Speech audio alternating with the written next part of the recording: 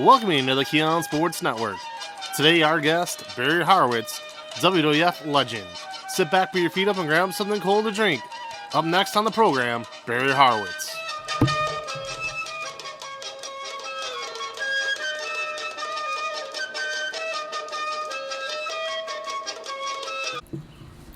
Welcome in once again. I am your host, Vince McKee. Today, Barry Horowitz, one of the many WWE legends we have had on the show over the last couple weeks. We do have a busy week ahead with also Bill DeMott, Dory Funk Jr., and the Patriot Dell Wilkes, but we started off today with the one and only Barry Horowitz. Without any further ado, let's get him to the phone. All right, on the hotline now, Barry Horowitz, obviously of WWF legendary fame. Barry, welcome to the show. Hey, thanks, Vince. I'm glad to be part of it. Appreciate it. Yeah, we're glad to have you on Keon Sports, and we'd like to start right from the beginning with you here. How did you become interested in the world of professional wrestling? Oh, my God. Wow. Well, basically, where I'm from, St. Petersburg, Florida, I was probably, I'm going to say between 13 and 15 years old, and we were moving in a new house. And you know, when you move in a new house, you got furniture all over the place, and we're trying to set up stuff, so we just had a TV set. We were moving in for like days, had the TV set and just propped it on a box, I think, and I think had some takeout or something, and WTOG Channel 44 here in Tampa comes in, Florida Championship Wrestling, Mr. Clean against Thunderbolt Patterson. I was hooked. I said, oh, I was a fan of it at first, and then this is what I wanted, and then it wasn't a pipe dream. It was constantly pursuing.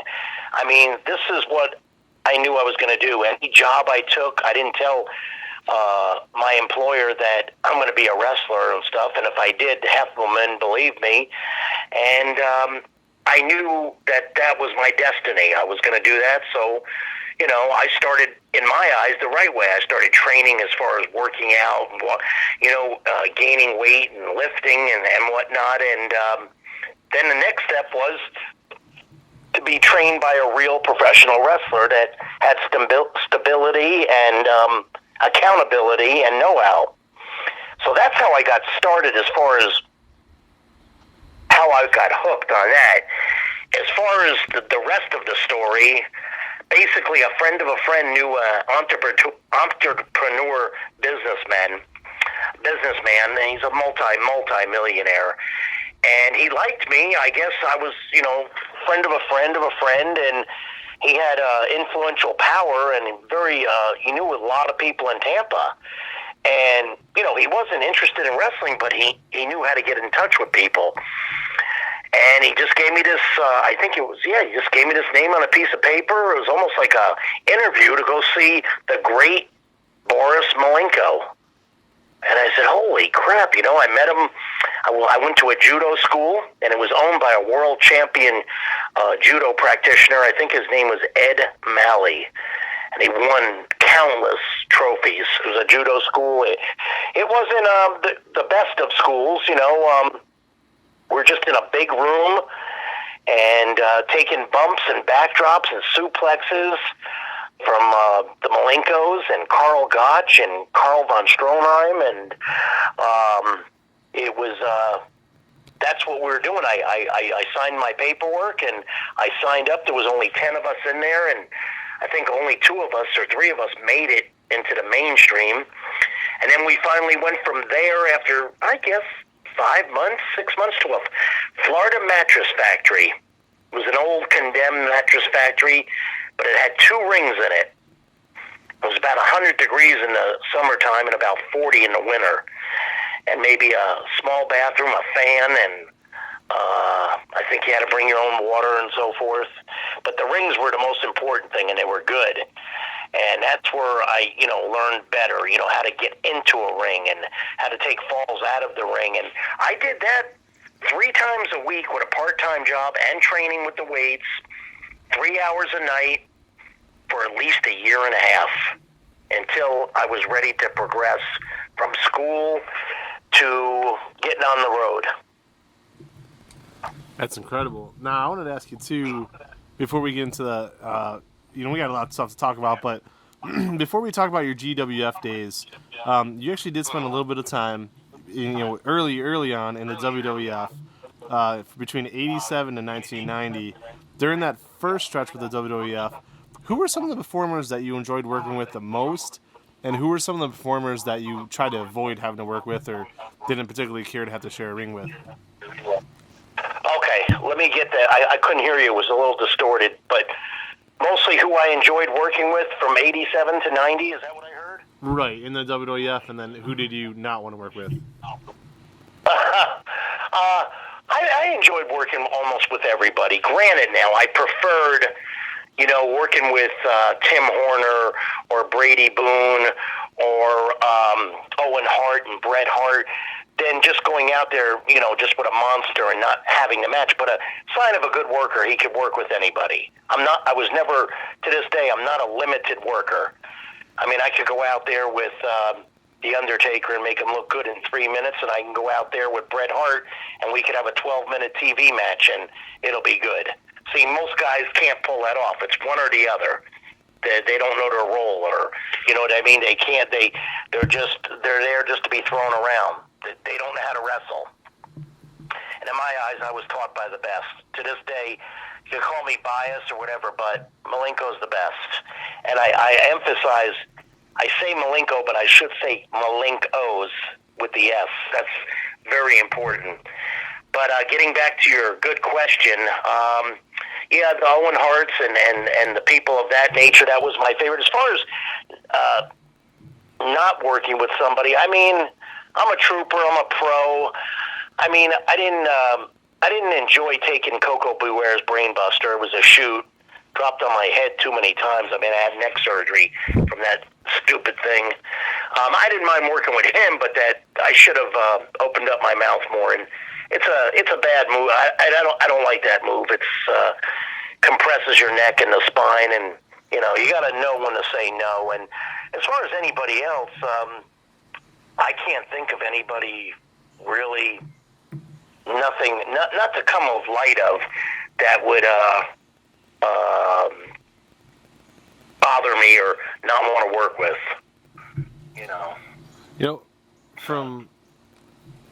From there you went on to the GWF, which had some serious talent working for them at that time. Really a great, and I would encourage our fans to check that out on the WWE Network, some of those episodes. What are some of your best memories of working in the GWF? I liked it because it was the world-famous Dallas Sportatorium. I always wanted to conquer that and be on my to-do list and where I wrestled list.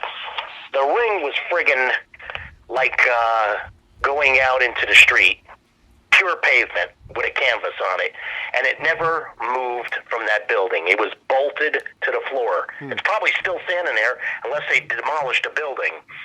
So very hard to take humongous bumps on there. I mean, it was a stiff ring. As far as going there, I loved it. I liked the format. I liked all the guys there I got to work with. There was a plethora of different guys there that were similar to my style.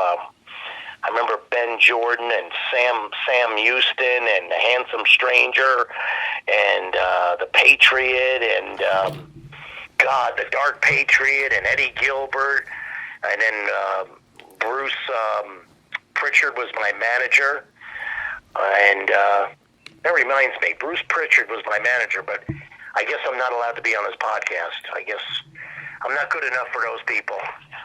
the highfalutin podcasts, I call them. So, well, that's another story. But anyway, that's what I liked about Global. I liked their commentary. Was it Scott Hudson and Craig? What was his last name? Craig. I can't remember his name. But great. Those guys were good announcers. I really liked it. So I enjoyed I wish I could have stayed there longer or got on board quicker. But definitely enjoyed the Global Wrestling. And a lot of my fans remember that too. By the way, my fans they're really good. My fans everybody says they're the best in this, but my fans are just, I think they're very respectful and dedicated to my craft, and I like that. So I appreciate their support very much. You know, interesting thing there with the GWF was there was four guys who really stuck out, four or five. One was Mick Foley, then a young JBL, Justin Hawk Bradshaw was there, the Harlem Heat, and also Raven. Was there anything about that group of guys that really stuck out to you at the time? Because I mean, all four of them, went on for Hall of Fame careers. Really, three of them, and then the tag team featuring Booker T with Harlem Heat. Harlem Heat, I remember, I may have worked with them once. That was pretty cool. I forgot that they were there, and they started. I liked that. I liked the gimmick. I liked everything about it. I like both of those guys. Booker was really cool guy. As far as I'm trying to think, you said Booker, Raven, who else? Mick Foley actually spent some time there. Mick Foley and JBL. I didn't know that Mick Foley was there. See, that's before I got there. Okay, and yeah, JBL. Huh? I did not know that.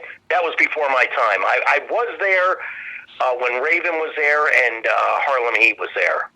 So, yeah, pretty cool. Why do you think they couldn't compete in the long term with WWF and WCW, despite having the ESPN contract and being on TV? Why do you feel they eventually folded? I'm sorry? One more time again? Why do you feel that they eventually folded? They had an ESPN contract, they were on TV, that they couldn't compete. It was pretty cool. I think, I don't know, I used to watch that, and then USWA was on there, and of course AWA with Kurt Hennig and all those other guys. Yeah, I don't know why. I did watch it for years, though. It was pretty cool. I mean, those were some old matches. Let me ask you this question, too. A lot of people don't realize this, but back in 1993, there was a very big feud going on in the WWF with Jerry the King Lawler and Bret Hart. And it had led into what was supposed to be a match at the Survivor Series with Jerry Lawler and his three knights. Eventually, Jerry Lawler had some legal issues. He couldn't do it. But it was you, Greg Valentine, and I forget the third knight. I think Jeff Gaylord was the three knights. What was that like, kind of being thrust into that role? Really, your first pay-per-view with the WWF on the actual main pay-per-view. And do you feel that if Lawler didn't get in trouble, there would have been more to that entire storyline of having knights by him, or was that a one-off? I know he got in some legal battles. I don't know, and I don't care. But I just know that when you're under contract, you have to show up to every event, just in case. And my just in case came great because, excuse me, I was taking the place of Terry Funk. And that's an honor right there. And it was just, they made my outfit within 1 hour. And it was awesome to do that and be part of it. And then I went on to being the Red Knight for about 6 more months. They gave me various partners, and I thought it was really cool. We were the main event, and it was Boston Gardens, which is an iconic building, one of my favorites, up there with Madison Square Garden and the Philadelphia Spectrum. And it was fun. It was packed. But I handled it. What made me feel good about myself. I mean, I wasn't ready. I'm always in shape to wrestle and whatnot, and I just had to get ready real quick. And but otherwise, it was business as usual, and it was fun business as usual because. Anytime I'm in there with the Harts, again, all iconic figures. Of course, my favorite, Owen, and I'm not just saying that, but I wrestled Owen Hart more than anybody in the world. Numerous times with every gimmick he had, except for when he first appeared in Calgary. But I've wrestled him hundreds of times and loved wrestling Owen. It's my style of wrestling, my forte, so to speak. And, the biggest storyline of your entire career, obviously, the summer of 1995, with Chris Candido of the Bonidanos. His name there was Skip, but everybody knew it was Chris Candido. So, how did you find out you were going to get that big push going into SummerSlam 95? And how was Chris with it? He was so new to the company, and here he is having to put over somebody who hadn't won on TV in so many years. How did all that come about, and what was his reaction? First, how it came about was it was kept under wraps big time. I actually knew from Kevin Nash, because he was in the know. He was also had the world title strap, and he liked me, and he pulled me to the side, and he says, they're going to do something with you tonight. Of course, I didn't believe it. I thought it was a rib, but I went along with the rib.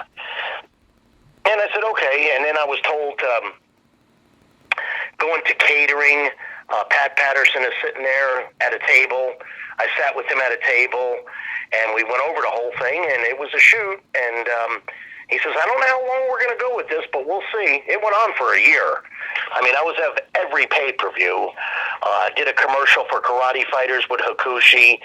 I played on the celebrity softball game in Anaheim when they had the WrestleMania there, and I think Sean was the main event. Was at the Slammies, was in your house. All those pay-per-views I was a participant of. They made a shirt for me. That was pretty cool. They were selling it, on the 1-800 of the night of the event. At the famous Pittsburgh Civic Arena, a.k.a. the Igloo, a.k.a. that's where they filmed Van Damme's Sudden Impact movie. Yeah. Bet you didn't know that. Oh, yeah. That was 95. Oh, you did know that? Summer 95, yeah. That's it, yes.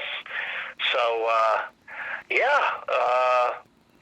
that was, as far as Skip handling, he was a true professional. He did what I would do, what Kurt Angle would do, and I bring him up because he's a true professional. It's doing your job, so to speak, literally.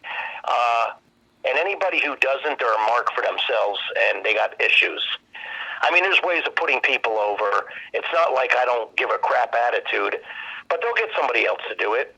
Maybe not as good as I did it, but my point is, like Bill Belichick says, do your job. And that's what it's a matter of. If you're in the land of make-believe, I mean, it is sports entertainment. It's not, not anybody could be a pro wrestler. Like Dr. Death Steve Williams said, wrestling ain't ballet.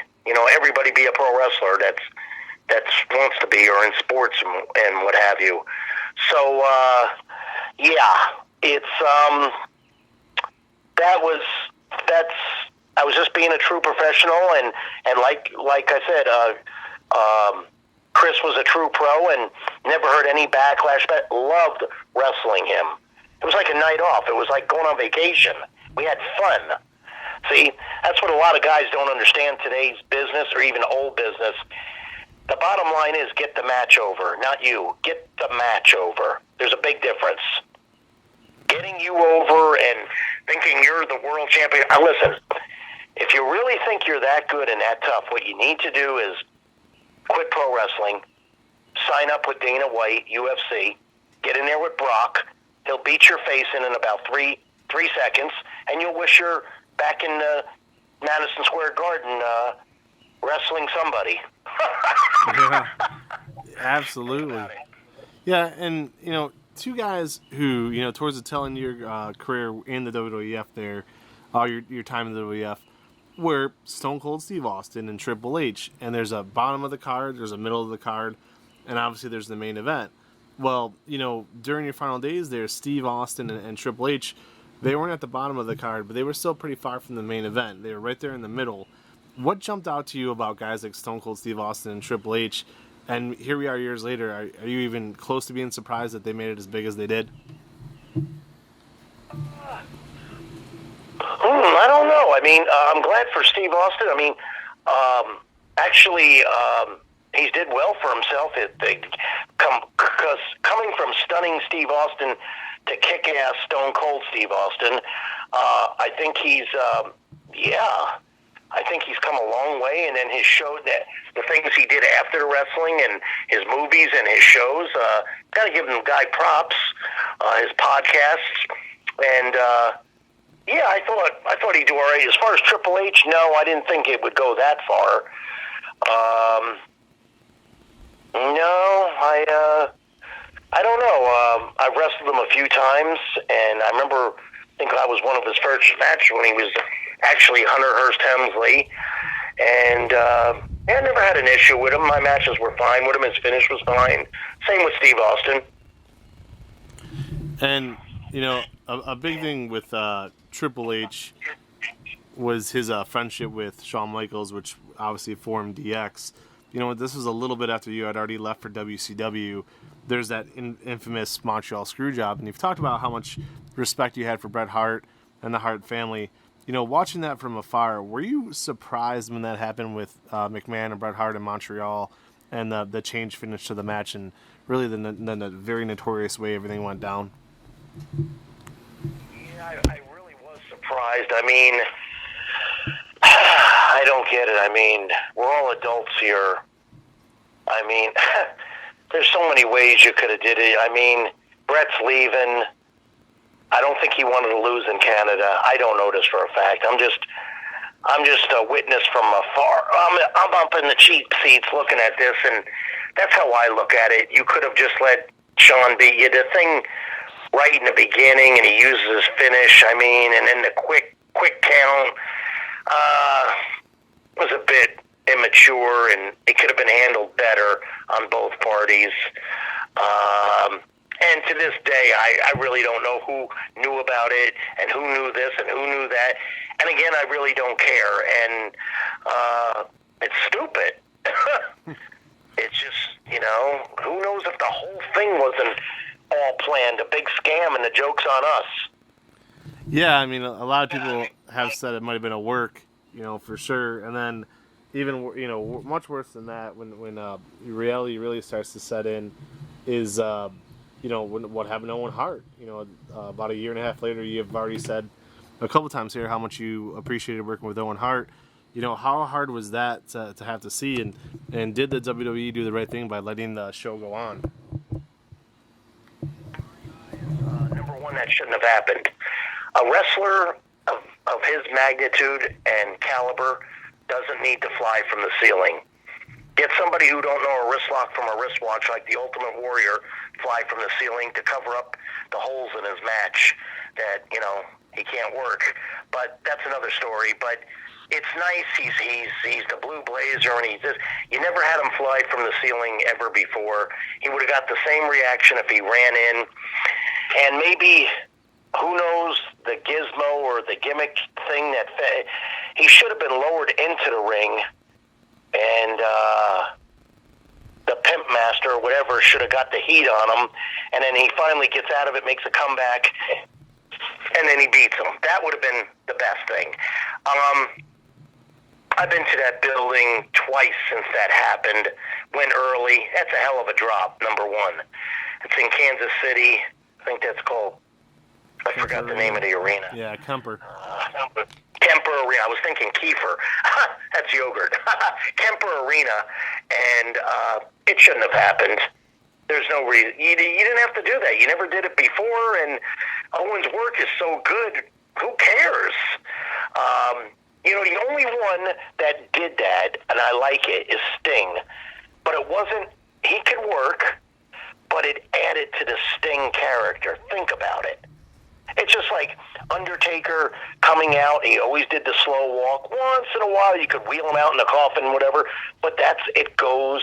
It gels with the gimmick, and they didn't need to have that. And the matches should have been stopped. Yeah, I agree completely. How are you going to go on after that and follow that? The people are petrified. They're scared. There's kids in the audience. There's blood on the apron that you can't get out. Have some fucking respect. Yeah, I agree.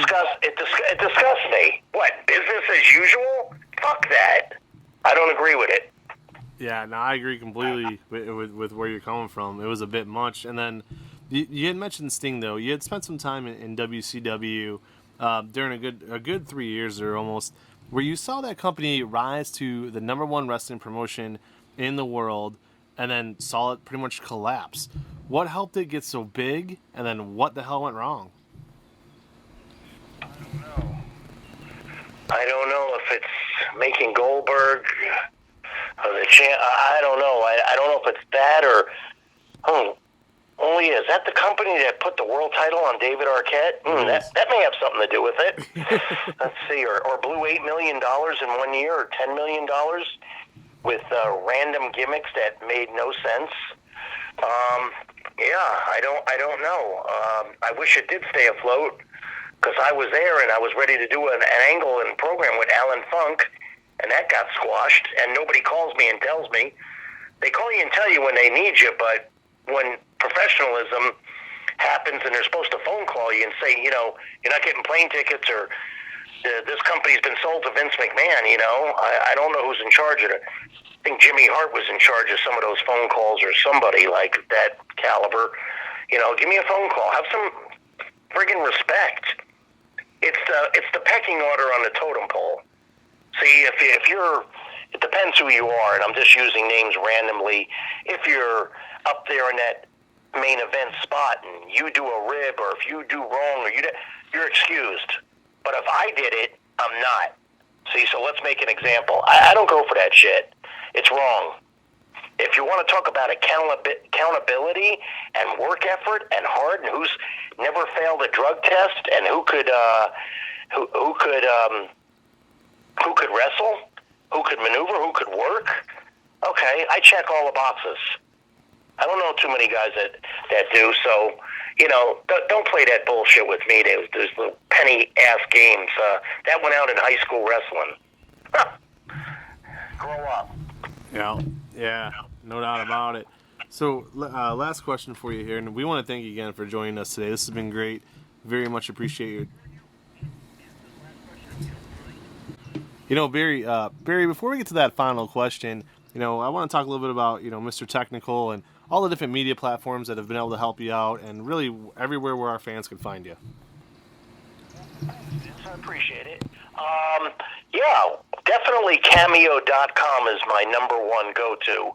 Also, ProWrestlingTees.com, YouTube, Facebook, WWE Network, Peacock, and also there'll be a documentary coming out, I'm assuming the Peacock Network, between June and July, a backstory of Barry Horowitz, if you will. I don't know if it's an hour or 2 hours, but we filmed it in Florida in December, and it was great. It was really awesome. I can't wait to see the finished product. So, yeah, that's all my people that help me out, and of course my fan support, all the fan mail I get, and how they treat me. There's something to that, because the fans are different than they are 20 years ago, Vince. They know what's going on, the smart marks. You know what I'm talking about. They know what I'm talking about. And if you're trying to pull the wool over their eyes, you're going to get F-bombed, because they're going to, they don't want to be degraded like that. They're not stupid. And then you do have some of your fans that they just don't know any better, and I'm not knocking them or anything, but most of your smart marks are smart. They read a lot, they watch a lot, and they know what's going on. And ever since the title is technically changed, pardon the pun, but pro wrestling, it's sports entertainment, and you're supposed to say that, I guess, always. Not say wrestling, or you got to say that, but I'm not under contract, so I say wrestling, and that's the way it goes with me. Yeah, I still do. I definitely call it wrestling. One last question for you here, and thank you so much for this time, and obviously we'll definitely have you on again. But just to kind of wrap it up here as we approach the half-an-hour mark, do you think, and this is a two-part question for you, but do you think number one, that there should be a wing of the WWE Hall of Fame for enhancement talent, men such as yourself, the Brooklyn Brawler, Dusty Wolf, some of those guys that were there for many, many years, even, Scotty 2 Hotty, Scott Taylor in the beginning, guys who were so influential in putting other people over. And speaking of the Hall of Fame, is there, anybody out there that you feel isn't in there that should be in there, as well as there's people who are in there that shouldn't be? A lot of people don't think, you mentioned him earlier, but a guy like Coco Beware, and there's certain, different celebrity names, but how do you feel about all that? What would you change about it? First of all, I'm a first ballot inductee into the New England Pro Wrestling Hall of Fame as of last July, but since COVID, they postponed it. I guess eventually I'll get there, maybe this year. I heard it's pretty important. I heard that one, the WWE one, is like lower on the list, and then the real Hall of Fame, I guess it came out of New York, went to Texas, and it's back in New York. You have a valid point there. You know, the enhancement wing, which is great. What I don't get is they'll do these ridiculous, some of these angles, the 24-hour champion, Pat Patterson pinning somebody, or Jerry Briscoe, or just some gimmick. I know it's entertainment, but something outlandish. And then you'll bring in Bob Uecker or Kid Rock into the Hall of Fame, but you won't do an enhancement. What people would go insane. I really think they don't have to make it hours, but guys that really deserve to be there. Now, there's certain people that they don't deserve to be there. There's certain top guys that don't deserve to be even in that Hall of Fame. Where's Rick Martel? I don't get that at all. Owen Hart should be in there. Rick Martel should be in there. I should be in there. God, who else that I could think of? I mean, there's so many, and I'm not trying to put myself over or anything, but why not try it 1 year? What do you got to lose? You're $1 billion company. Try something new. You did everything else. Some of that shit didn't even make sense. But no, it's a great idea. Not just because I'm involved, but it's just a great idea. I think your hardcore fans would love it. It's not all about, it's got to be the main event. You know, some of these fans want to hear from Barry Horowitz. They want to hear from Sam Houston or Ben Jordan or Tim Horner or Brad Armstrong or the Armstrong brothers, or the list goes, you know what I'm saying? The list goes on and on. I'm trying to, Dutch Mantel, you know, I'm just trying to bring on different people, and it adds flavor to the stew, but they don't. And I don't get the writers. I don't get any. Some of their stuff makes about as much sense as a one-legged fireman kicking down a screen door in a submarine. Doesn't make sense. Yeah. Think about it. Yeah. Think about it. And it's ludicrous, really. They can't even. Why don't you even try it? Why don't you try? Okay, this year we're going to induct enhancement number 1. Do it every year. 1 guy, 2 guys. What's wrong with that? Nothing. But you'll think of other things that you spent thousands or maybe millions on one segment. Again, made no sense at all. I don't get it. And you know what I would do? I would love to go right up to Vince. I have nothing against Vince or Triple H, and or whoever the powers to be, and ask them that. And then bring me out on a Monday Night Raw. Play my music. Let me pat myself on the back. And you know I'm in great shape. I'm not ready. I'm not wrestling because I don't need to anymore. I don't want to. I guarantee you those people will pop. If they don't, Vince, don't pay me. Don't pay me at all. I'll leave and I'll go home. Guess what? I'll win. Oh, I'll fucking win. I'll get a pop. And I'll get more than one. Yeah, I couldn't agree more. What's that? So I couldn't agree more with you. Absolutely. So, what?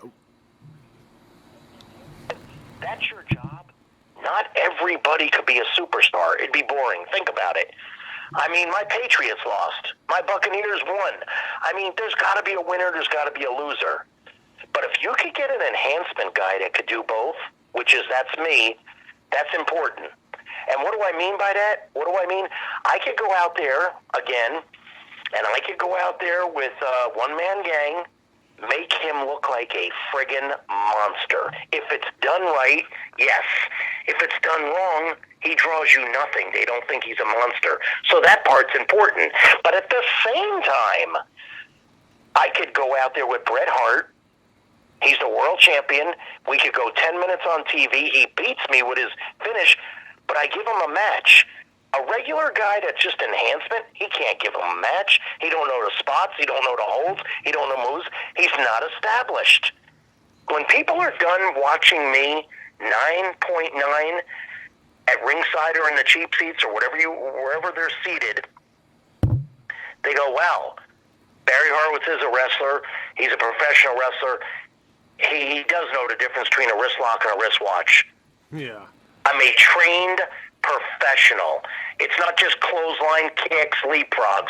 I do almost everything except flipping outside the ring and stuff like that. I just don't do that. Just like some of these guys don't do an Indian deathlock. They don't even know how to spell it. So, there's room for everybody on the card in my eyes. It's just, you got to do it properly. That's all. I'm glad you said that. And I'm going to ask you one real quick bonus question here. You just said about how there's... Yeah, then this is, to me, I feel is a good one. To me, this is a good one, quite frankly. You said how there's room for everybody on the card. I look at the 80s and the 90s, and I'm straight up being honest here. The only time you saw women is if they were half naked or if they were disgustingly ugly, right? So either you saw beauty queens or you saw these big beasts would come in, like a Bull Nakano or a Bertha Faye, something along those lines, and it was a show. It was a gimmick. Now here we are, as a father of 2 daughters, I'm very proud of the fact that the world of professional wrestling has such good female talent in it that it could actually put together good matches.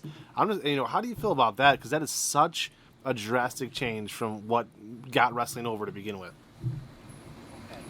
My statement is, first of all, if people know me, I don't even have to defend myself or explain myself, but my answer will be a total shoot. First of all, the women are out wrestling the men in some cases. I'm watching some good ass chain wrestling. Now, I'm not going to name the companies. Some are good, some are bad. Most of them that are really good, I'm being biased here, but they're probably being trained by men because they're wrestling like men. Yep. Now, they're going for submissions, they're doing the arm drags, they're doing the chain wrestling, they're hitting ropes. What I've only caught, and if I was an agent or a trainer in the back, what I would correct is some of the slaps, the forearms could be laid in a little bit better, and the kicks, and hit the ropes with authority. But for the most part, I'm seeing these women bust their ass.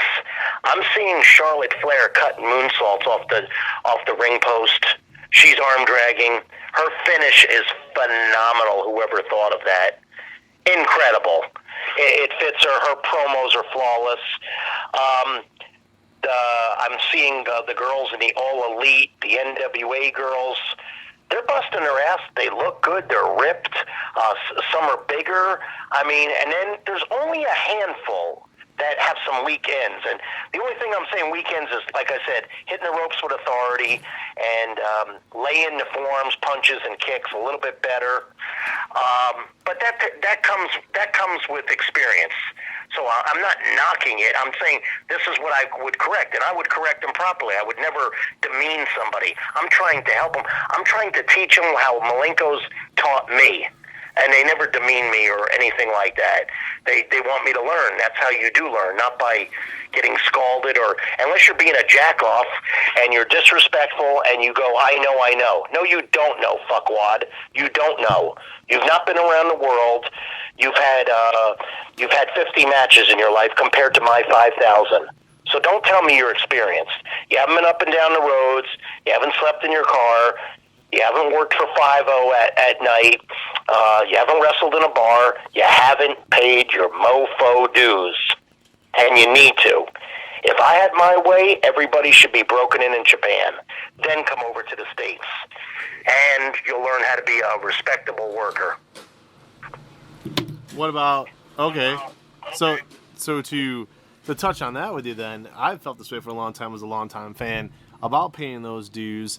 I realize that I'm a journalist now and a show host and all the good stuff, but let's be honest about this. I'm a fan. I wouldn't be on the phone with you if I wasn't.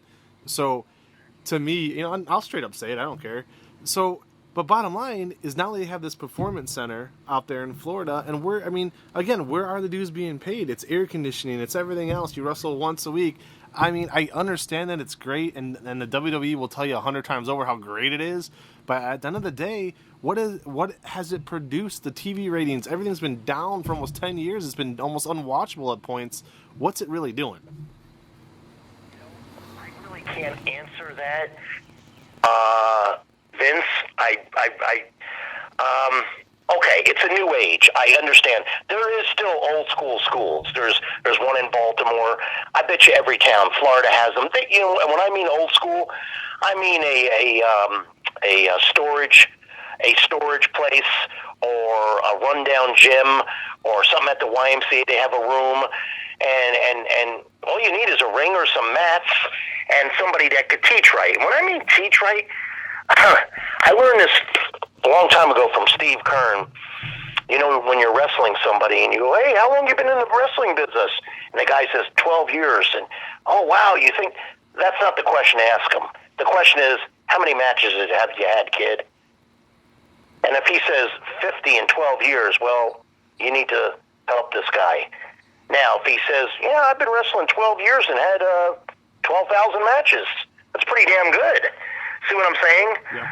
So when it comes to the facility and the work, I mean, they're the cream of the crop. I understand it. I mean, it's not your fault if you want to be a pro wrestler in the year 2021 and 2019 that you have to go there. I mean, I don't know how it works. I don't know how much it costs. I mean, it's the Mercedes of training, I'm sure. It's pretty cool, and then your platform is NXT, and I don't know certain people who like you or don't like you, how that works, but I still believe in the old school way of getting taught properly in these smaller venues, and then progress to the WWE or Japan Wrestling or All Elite or Ring of Honor or NWA. We won't mention Impact because they don't know how to return a phone call. So in Barry's eyes, no phone call, no money. So that's how I operate. And but I really used to think Scott D'Amore was my good buddy and ran shows in Canada, and he hasn't returned a phone call in 2 years. I guess he's really busy. But that's funny. I can get the producers of WWE to call me, but no, Scott D'Amore can't call. I'm done putting his name over, by the way, so we won't mention Impact again. So anyway, as far as getting that out, I don't know what to say. You either got the money for these small, in these local places, and now let me tell you something. I've been to some, especially in the last, about 2 months. I was in Buffalo, New York, and let me tell you something. Nickel City Wrestling, they got their shit together. You go online, go to YouTube, whatever. Let me tell you something. Their facility is phenomenal. It's 2-in-1. They could run shows. They've got 2 beautiful rings in there. It's decorated in black and red. They have a concession stand.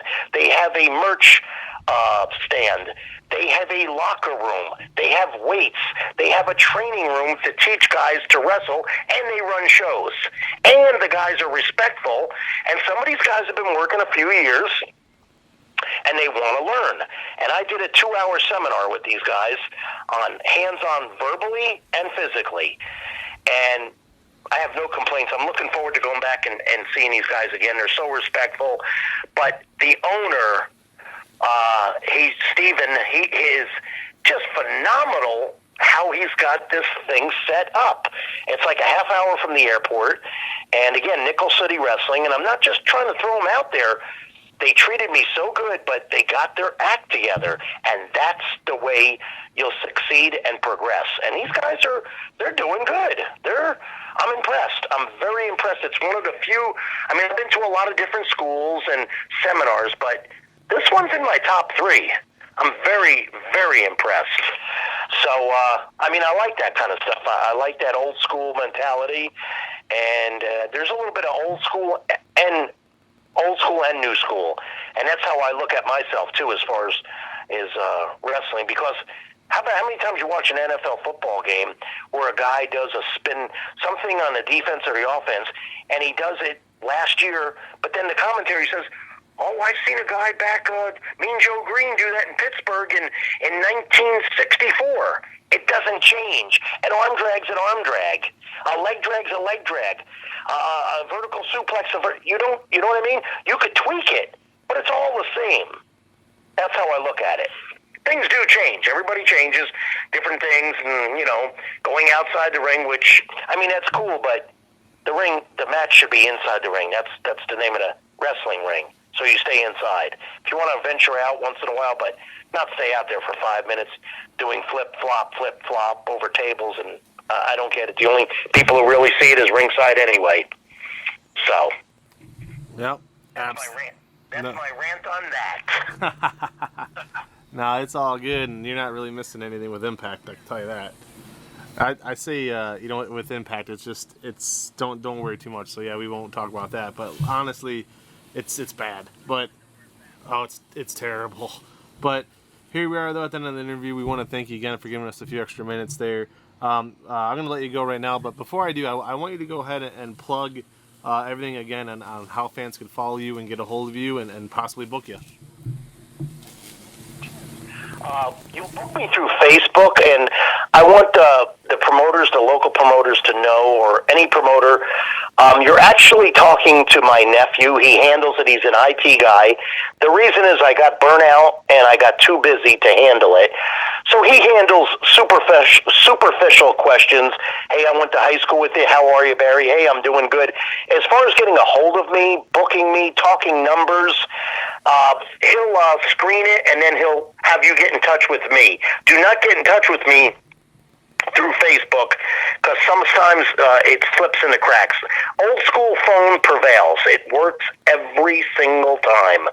I've never seen it fail unless the phone's out of order. Facebook, hey, did you get my thing? No, I missed it. Something happened on the internet. Yeah, let's not go with that. As far as booking Barry Horowitz, as far as the Cameo.com is doing great. Pro Wrestling Tees, I'm on there. The WWE Network, I'm on there. Also YouTube, again, Facebook, the Cameo, and that's my platforms, and they're pretty strong, especially the Cameo. It's really doing good. I'm getting. I didn't even realize it. I don't keep up with it like my son does. He takes care of my some of my side promotion stuff as far as booking me for the cameos. He takes care of all that, and he says like almost every cameo I do, I get a 5-star rating and a tip, or a 5-star rating. And I go, what? And he says, yeah, people see this. I said, oh, wow, I didn't know it. Or they'll send comments, because I give my fans what they want. If they contact my son, hey, I need wish happy birthday, this, I don't go out there and try to get myself over. They know who I am. They want a happy birthday. Hey, I want you to bury this guy. I'll do it. I do what the fans want. Why? They're my customer. They're my customer as far as Cameo goes. As far as anything else goes, they're fans, and I respect that. And, yeah, it's great. And I think I got 4 or 5 shirts on ProWrestlingTees.com, and then there's a bunch of different little things on YouTube with me on there. A couple of my little technical shows, Speaking Technical with Barry Horowitz. I think there's a couple on there. I'm also on the Monty and the Pharaoh show. I did 2 of those. That's kind of cool wrestling show. So I'm basically all over the place. And now I got new merch. When I do, I'll be traveling out next week. I've actually got mini-me's of Barry Horowitz. They're action figures, but they're about 2 inches high. They're really, really cool. And they're brand new. And then I'll be getting lapel pins with picture of me patting myself on the back. Also, I've got new 8x10 color pictures. I'm always changing those up around. And I think what else is a pen and a new T-shirts as we speak. A new T-shirt, and in 10 months I will be getting a brand new licensed action figure comparable to the Hasbro one.